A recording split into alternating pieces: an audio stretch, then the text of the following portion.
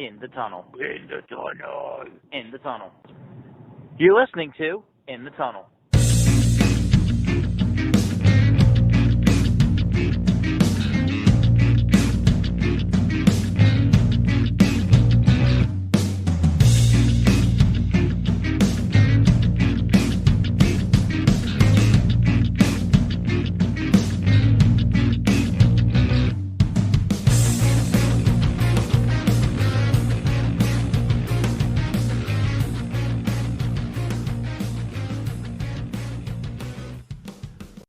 Hello and welcome to In the Tunnel, episode number 101. Been a little bit of time, but we want to talk about contracts as NHL free agency has just started. Bobby Bonilla Day was about 2 weeks ago now, and we felt it was a good time to do this sort of deep dive. So, why don't we start with the person who shares the day with Bobby Bonilla in Rick DiPietro? Yeah, so what was it back in Uh, 2006 to 07? yeah. So he signed it in '06. It Yeah, was a 15-year, $67.5 million contract at the time, paid all the way through to 2020 to 2021 if it didn't get bought out, but it was. In 2013, it was bought out, so now he's paid until 2028, July 1st. Another 6 years. mm-hmm. And this is because he was out of the NHL after the 2012-2013 season. Yeah, it's kind of unfortunate for him, but also that deal, it got like I'm pretty sure this deal got Mike Milbury fired, who's like the worst GM in Islanders history or something or just Wasn't it that he got fired because he didn't want to make the deal, or yeah, because then they brought in somebody and the requirement was they made the deal, and I think that was Garth Snow or something. interesting? Yeah, but yeah, somehow it got Milbury fired, and Islanders fans are happy. Um, but yeah, they still were left with this. He gets paid $1.5 million for the next 6 years. Considering he's already Until 2028, 29. yeah. So another 6 years of it, he got paid $1.5 million on July 1st. So right now he's a co-host of a morning show for ESPN New York, and he's a analyst for ESPN and a college hockey coach.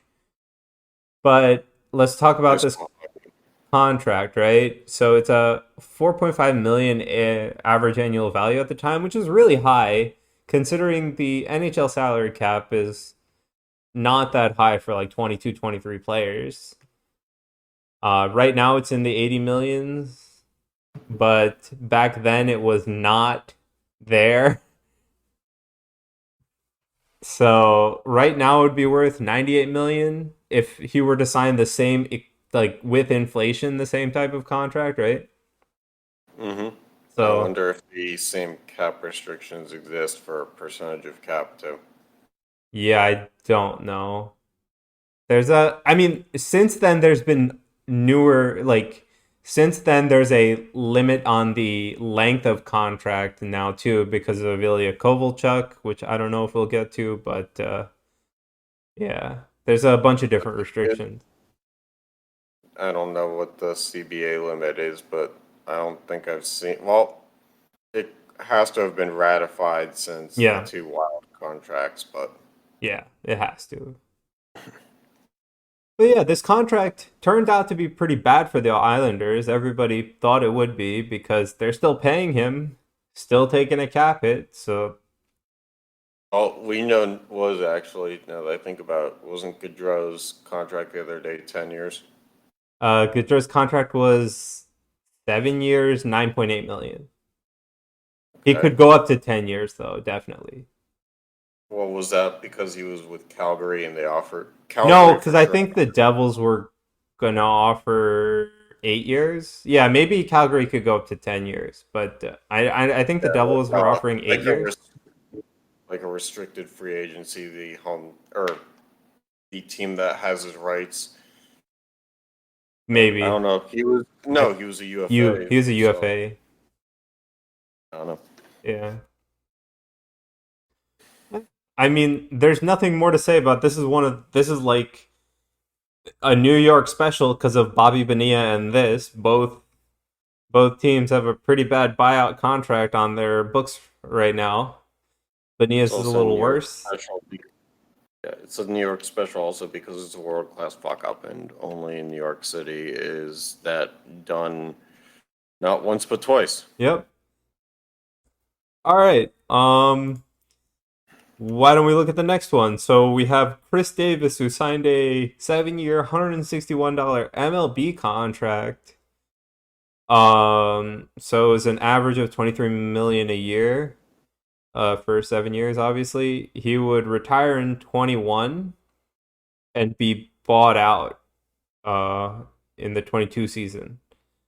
So Yeah. he gets $9 million for 23 to 25, 3.5 million from 26 to 32, and 1.4 from 33 to 37, which is $42 million of deference. That is a long buyout, but I mean, at the same time, they only bought him out in 22, right? Not 23? Because he Let's retired in see. 21, so they bought him out in 22. I have to find it. Because that looks like a weirdly loaded contract if they're able to defer for that long. It was loaded. Um, it was three different amounts if I remember. Yeah. Um, it was. It started with a high amount of. Oh, okay.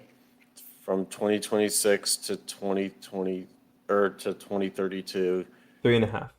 he's 3.5 million. Yeah. But Then I'm saying, 1.4 million from yeah. 2033 to Yeah, but 37. what I'm saying is they only bought him out in the last year of his contract, so they had $42 million still to pay him in the buyout. I think potentially the contract was supposed to run longer because he's only 36 now. Oh, okay. So it was,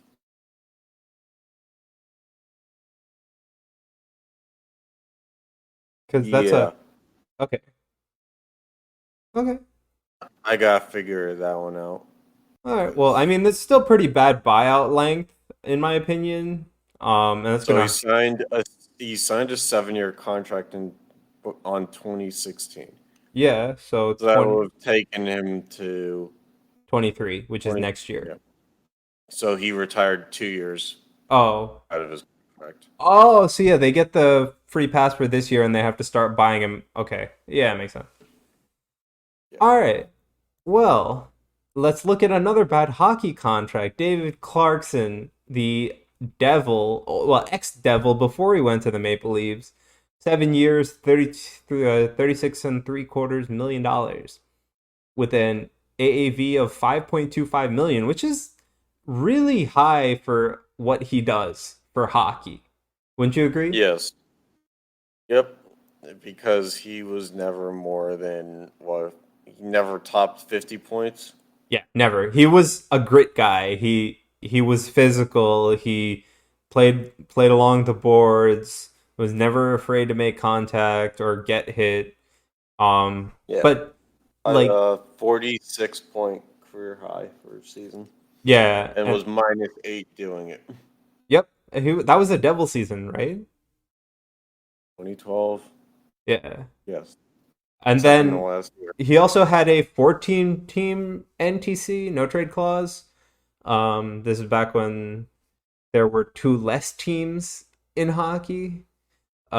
Yes, but how the no trade clause worked then for his contract, I believe, was He had an MC, no movement clause, which is even worse.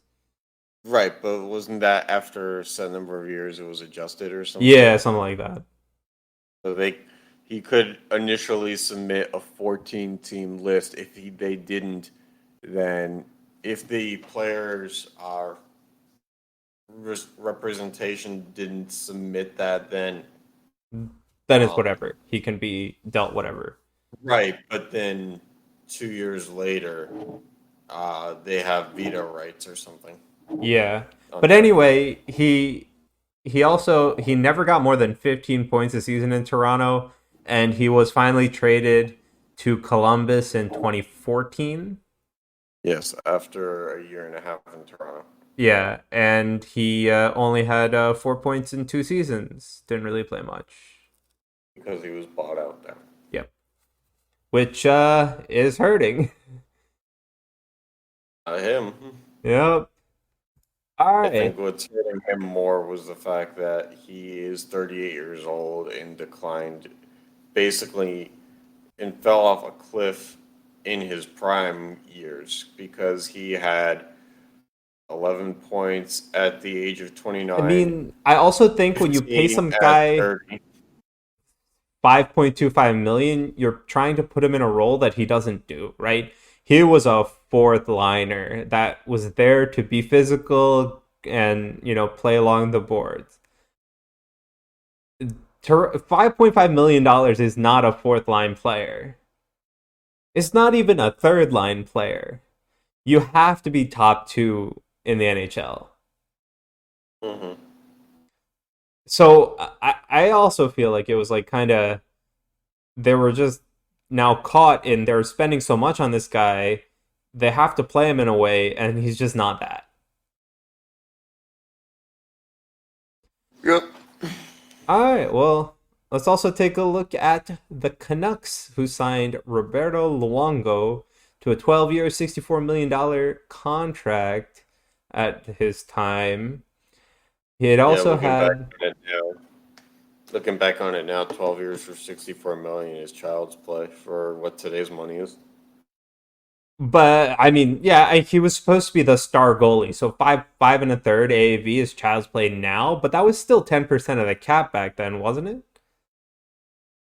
I mean, I guess, and I also guess that you have a point in that goaltenders really don't control all the cap Yeah, because statistically speaking, what's a 1% difference over the course of 82 yeah, games? like But you have Montreal, right, with Carey Price, who has the highest goalie contract at like 8 million or 10 million. I forget what. right, but And Montreal is the largest goaltender contract ever.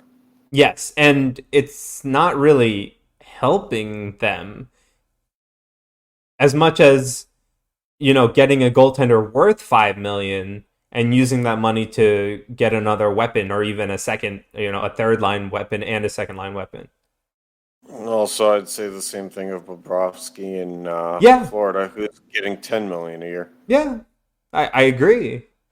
So, like, goaltenders are in a weird spot because there's two of them. You pay one of them quite a bit more usually, but at the same time, their position isn't really the one that commands the most money. Because this is still a fairly big contract for a goaltender to sign if they're like a middle of the pack goaltender. You don't really see a So, goalie sign this contract. You see them sign like a $4 million contract, I feel like, or a Bobrovsky and a Price contract.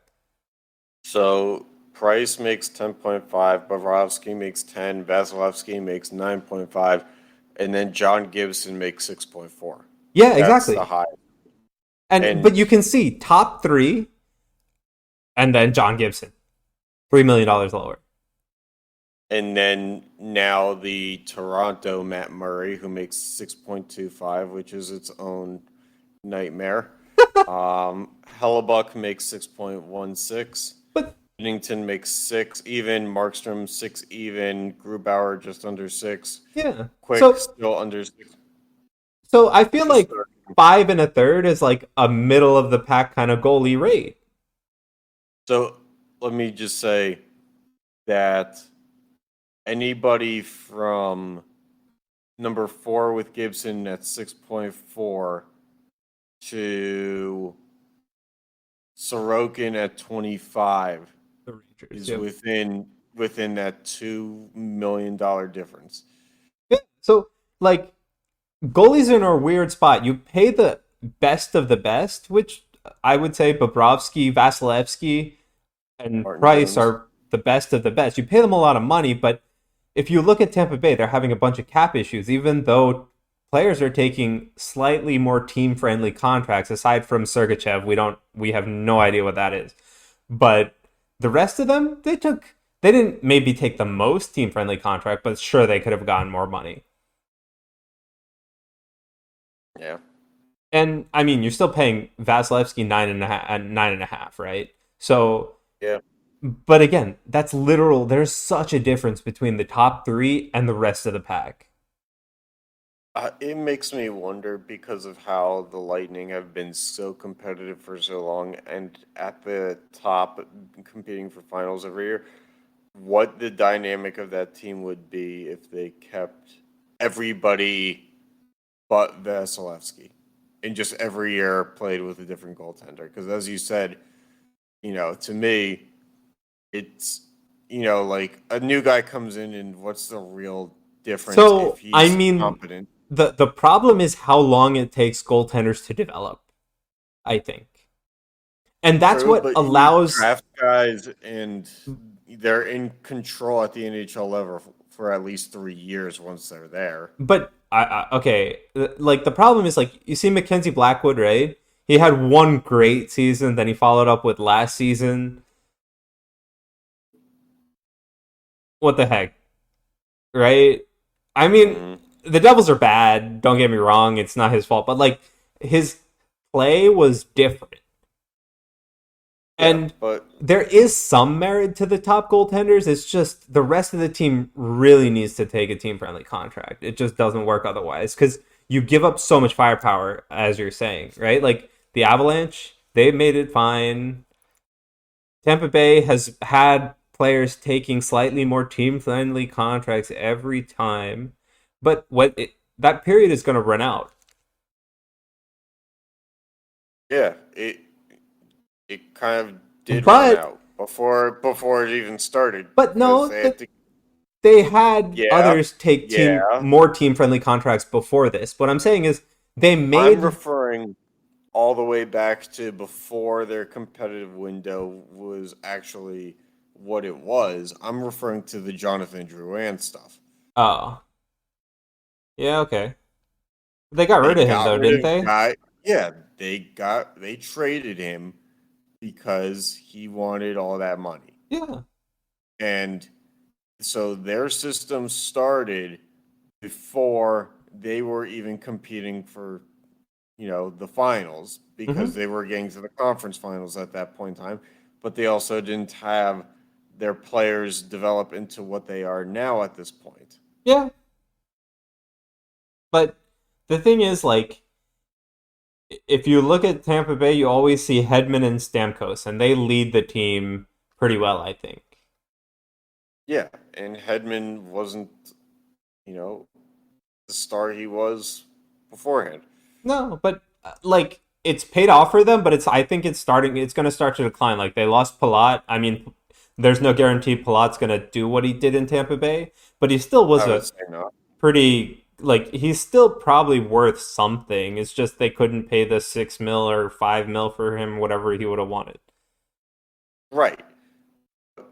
Again, what I'm saying is, you know, yeah, Palat probably isn't the most talented piece that you build around keeping versus Vasilevsky, but I'm just saying it intrigues me that Yeah.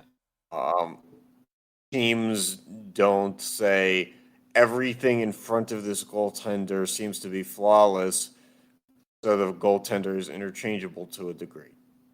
Yeah, I mean, you kind of see that with other teams. Like the Penguins. The Penguins literally just don't give a crap about their goaltender. Well, that's because all their goaltenders are fucking head cases and need to go to, psychiatric help. Hey, it takes a type of person to allow 100-mile-an-hour pucks to be shot at you, okay? Yeah, that person doesn't have to go to therapy because of the 100-mile-per-hour pucks, though. They have to be in a certain state of mind to allow a puck to come flying at them, though. Yes, it's called sedated. Anyway, so this guy had a modified no movement clause, which was a 5-team list. Um, but he ended up being traded to the Panthers in 13. And he would play there until the 18-19 season. This was a few years into that deal. Well, you say play, but let's really, No, he played for the first 2 years yeah, at least. yeah. When I say 2018-19, I mean like at that point it was sparingly. Oh yeah. But in 13, in like 14 and 15, he was playing. Yeah, absolutely. I'm not saying you're wrong. I'm just saying like he declined as all Yeah. players But do. the Florida's another case. Like they had Radulov and they had a bunch of youngsters. Like Ekman Larson was on the Panthers at that time. I'm pretty sure. Like, What? Oliver Ekman Larson? or no, was it? So who? Oh, was it Ekblad on the Panthers? I forget. Yeah, Ekman Larson was drafted by the Yeah, Coyotes. the Coyotes, right? But they had like young players, and Is he even though still in the the league? Panthers were bad, the team was okay. Like it wasn't really Longo's fault they were losing or winning. It was how did the offense in front of him kind of show up? They weren't like goalies. Like you pay for an elite goaltender with a nine like a 930 save percentage, right? But your average goaltender can still hit like a 900 or a 910 save percentage. So like my and our point is like is that extra 3 million really where you want to spend that money for an extra 20 save percentage, Hmm. right? Yeah, probably not. Yeah. So I mean that's why this contract was kind of bad. It would have been worse if it was signed in today's world, but Yeah, yeah. but we know now that it probably is a shorter contract in today's world by at least 2 years, and Yeah. we'd probably never see You probably a won't see more player than an like 8-year that. contract. Yeah, at this rate, 7 or 8, actually 6 seems to be like the heaviest that you really see now. Because, yeah, Gaudreau signed a Like the 7. most often. Yeah. Penguins just signed everybody to a 6. Yeah. Tanev, Raquel, Tang, Yeah. all these guys who have limited skill sets. Yep. All right. But I digress. All right. Now we go on to basketball for the first time, where the Golden State Warriors signed Chris Webber to a 15-year, $74.4 million contract, which was 1.6 million in the first year and 4.6 million every year after, which was his rookie, his entry level contract, by the way. Yes, But at this point in time, there was no rules or like there was structure no to a ELC standard structure. rookie deal. Yeah. Yes. And this Well, contract had an there's no option. ELC, but Yeah. This contract had an option for Weber to player opt out, after his first year. which, to no one's He was, surprise, he did. yes. What the heck? What? And that's why you take him first overall, is so that you can lose him immediately after. For nothing, because you gave him a player option. What the heck did I just see? Well, let me tell you.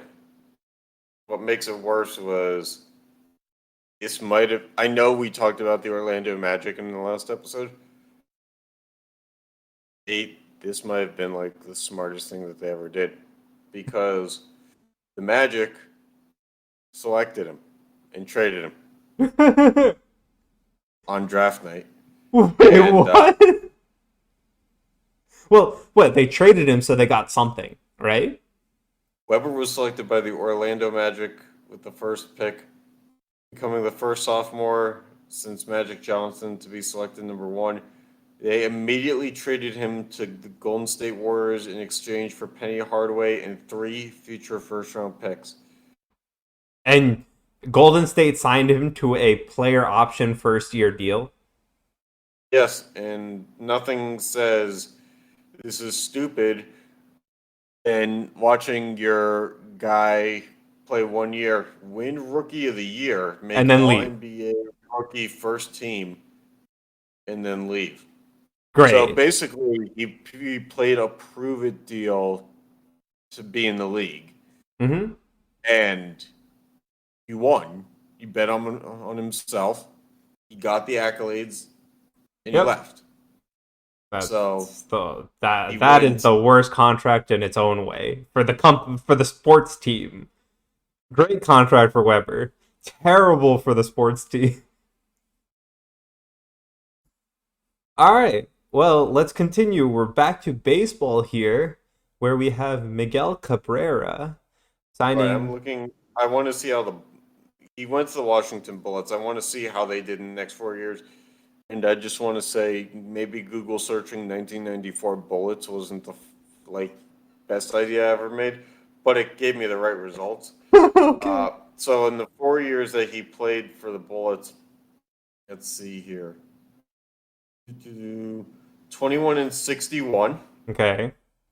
39 and 43, Okay. That's not bad. 44, 38, That's not bad. 42 and 40. That's not bad. But how much did he make? Well, let's see if I can find that. I don't know that that information is going to be there, and maybe it is. Let's see here. He made 7 million, uh, 7 million, 8 million, and 9 million. So two For 7 millions. for whatever reason, Spotrac thinks that he actually played 1994, 95 in Golden State. All the other sites that we've checked before recording this seem to say otherwise. Yeah. All But right. Well, yeah, he made more he money, which was his goal, I he guess. made 2 million in his first year with Washington. Yeah. Because I trust Basketball Reference to have captured everything. Yeah. All right. Well, now on to Cabrera, Miguel Cabrera, who signed an 8 year, $248 million contract. At the Um, age of, he signed it at the age of 34. okay, that's always when you extend good players outside of the Penguins. Yeah. So his lowest actual amount paid is 28 million. His highest is 32 million, right? Sounds like he's got a lot more money. Yeah, and he's 39 right now with 3 years more left on his contract. He does not really produce this number though. Well, I will say this: the old man stole third base the other day. So Yes, it did take somebody throwing over the third baseman's head by about 20 feet, but but he he did got it. there. Got there. Yeah.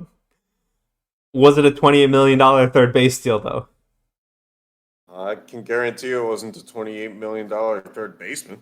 Actually, I can't guarantee that. What if it was against? Um, Oh. I'm going to trace this down. You keep going. But yeah, like he was a good player, but you don't sign 34-year-olds who are going to end the contract at 42 to a $30 million a year contract basically. You just don't do that. So I don't understand what the Tigers were thinking. Getting closer here. Emmanuel Rivera. No way. Nah. Emmanuel Rivera. Oh my God. 700,000 Nope. Yep. Thought I told you. on a 1 year deal. All right. Let's And look at a. wait, Let, wait, wait. Yeah, either way, the two catchers I'm looking at, because I have to factor in the catcher for the Royals who also made the horrible throw. yeah, but there's no way he's a Neither one. $28 million catching. Well, Salvador Perez was pretty good. I just needed to see if he was still on the team. Uh, Uh, he's hurt. uh. Okay, so, but yes, he was making 20.5 million. So fuck you. Anyway, next baseball player, Albert Pujols, who left the Cardinals for the Los Angeles Angels of Anaheim. Actually, I do have to apologize because it wasn't Salvador Perez who made the throw. It was somebody who was making. Uh, Actually, both the other catchers make 700,000 a year. So no matter how you slice it, third baseman or catcher, it was a $700,000 throw Okay. catch. Okay, well, anyway, so yeah, Albert Pujols signed a 10-year, $240 million contract that was super backloaded. You mean 42-year-old in the home run derby at the age of 42? Are you kidding? MLB, you make stupid decisions. Albert Pujols, right? Yep. And This is 2022, it and they was actually put an old man in basically diapers in the home run derby and said, hit a ball for the next 15 minutes, and you do not get more than a 30-second break. anyway, his contract was severely backloaded. Um, but he was released in 2021, and he went on to make a reunion with the Cardinals, where it's the only place he ever succeeded.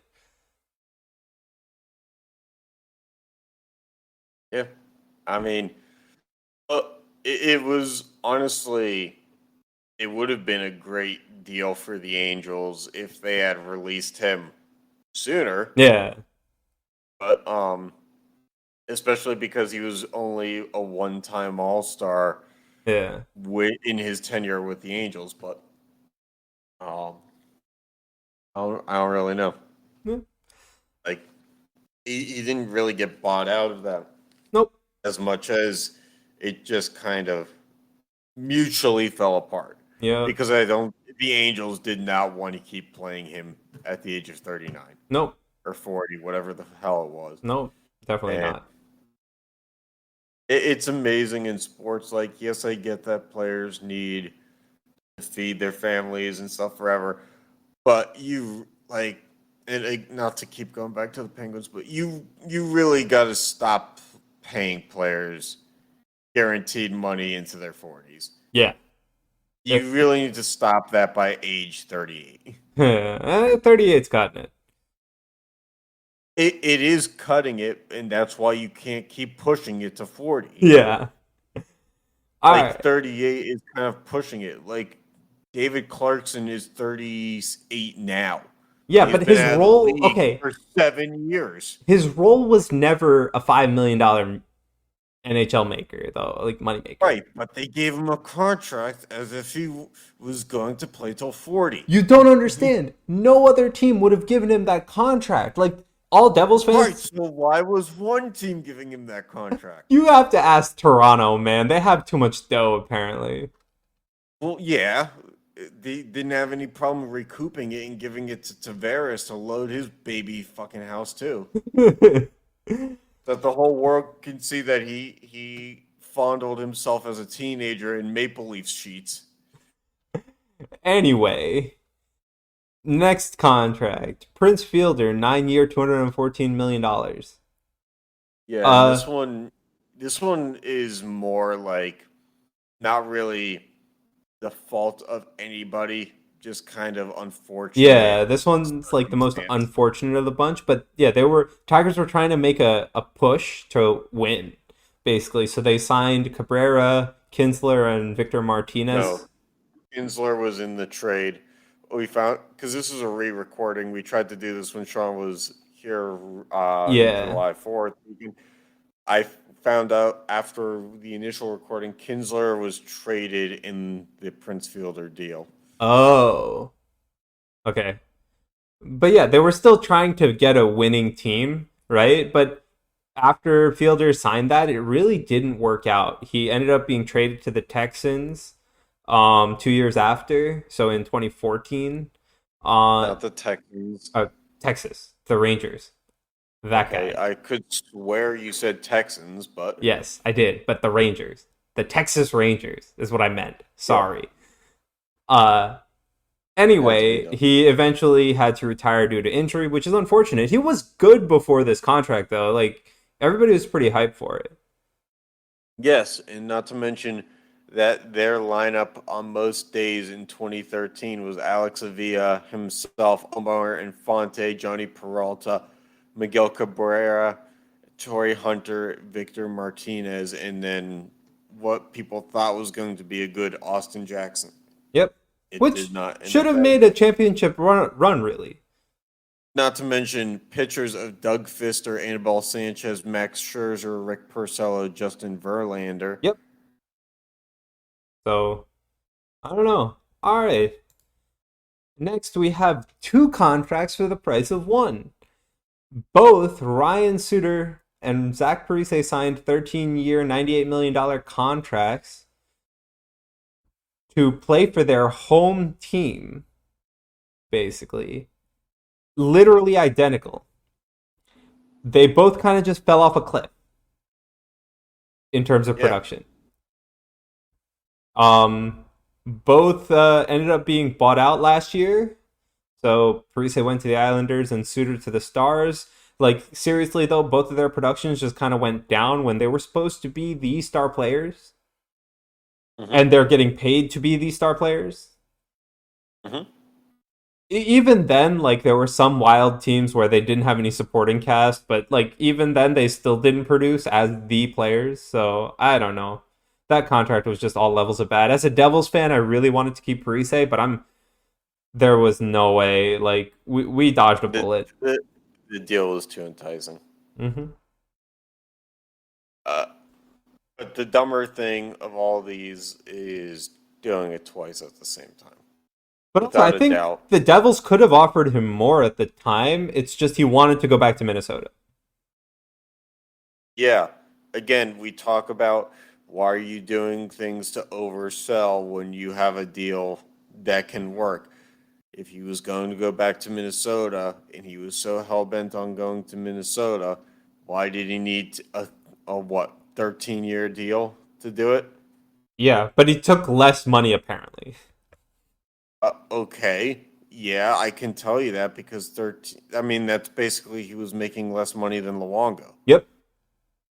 Um, but with that being said, you know, it, it, I'm trying to think of the words here. Unless that was the Wild's initial offer, Yeah.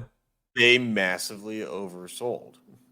Yeah, I don't know, man. But I know if he didn't want to go back, I'm sure he could have got more money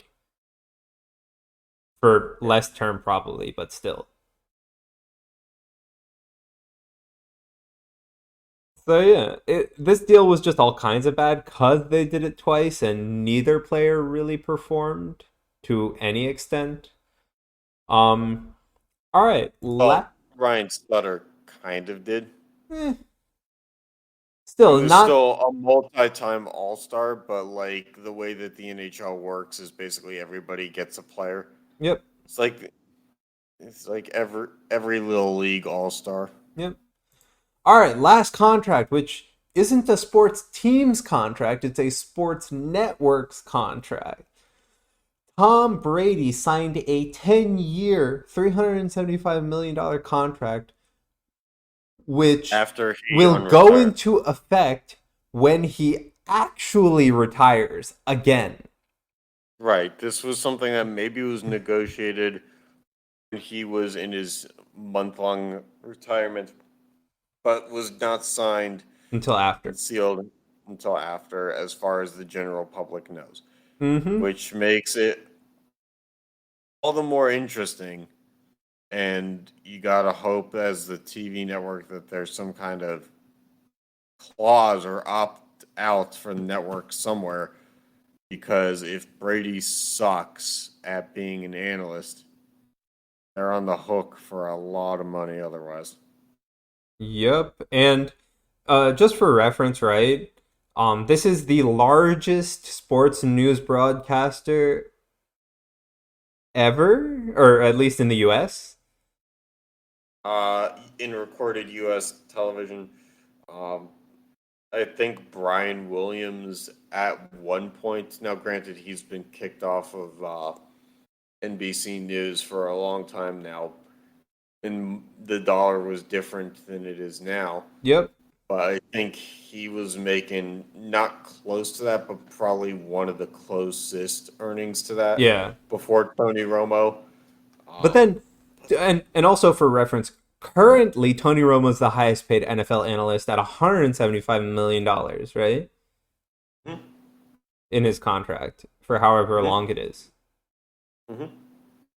That's ridiculous. Yeah, Like Romo didn't make this type of money when he first left, and Romo at least now we know Romo adds something whether you like it or not to the broadcast. I know like you can like a broadcaster or not. You really don't watch a broadcast for the caster. You watch it for your team anyway.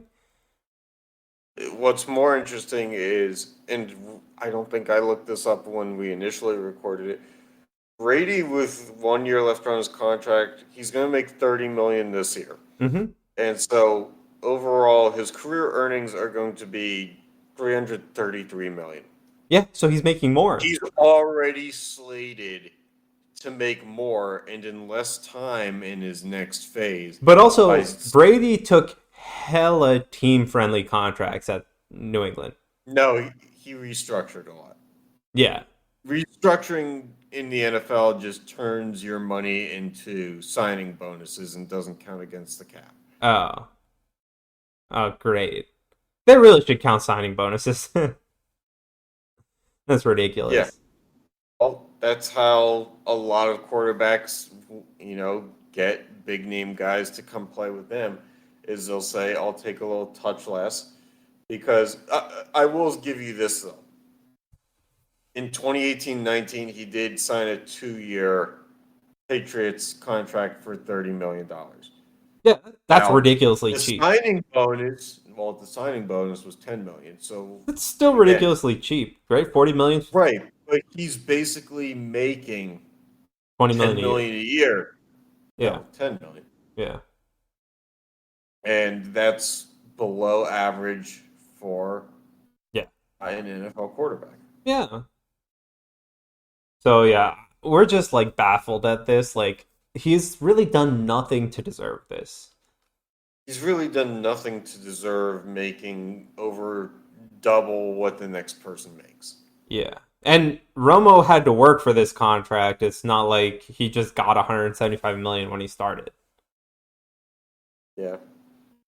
Brady's really on a revenge tour to get that money back from being a seventh round draft pick or whatever it was, sixth round. Because apparently in his rookie deal, he over the 3 years made less than $1 million. Yep. He made 288,000 a year. Yep. Must be tough. Uh-huh. All right. Well, yeah. So originally this episode was in person, but technical difficulties. So hopefully when we get back together next time, we don't have this. Sean Uh has learned his lesson to not leave his microphone in another state. yeah. Anyway, thanks for tuning in, and we'll catch you next time.